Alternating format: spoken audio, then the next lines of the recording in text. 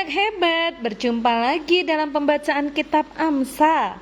Puji Tuhan, pembacaan kitab Amsal sudah sampai pada Amsal pasal 28.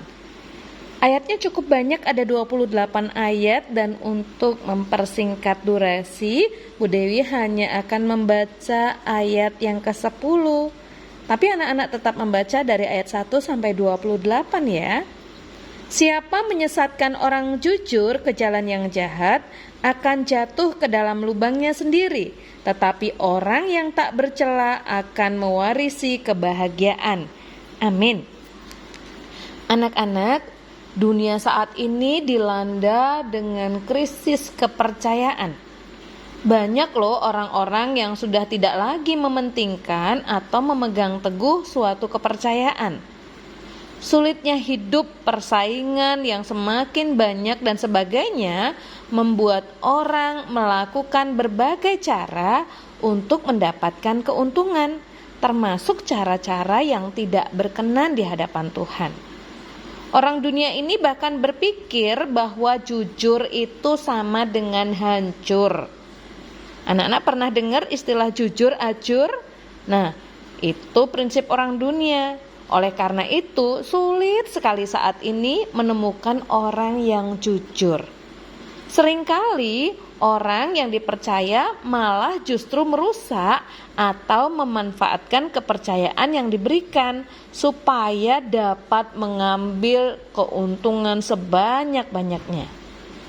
Tapi sebagai anak-anak Tuhan, ketika kita mau jujur di hadapan Tuhan, Tuhan tidak mempermalukan kita loh. Cepat atau lambat, orang bisa melihat dan merasakan mana orang yang penuh tipu muslihat dan mana orang yang bisa dipercaya. Kalau kita menjadi orang yang bisa dipercaya, Tuhan akan mempromosikan kita menjadi orang yang luar biasa. Tuhan yang akan mengangkat kita, sebab semua promosi datangnya dari Tuhan, dan kita akan mendapat banyak berkat. Yuk kita perbaiki cara hidup kita. Apapun yang kita lakukan, belajar untuk menjadi orang yang jujur, yang bisa dipercaya.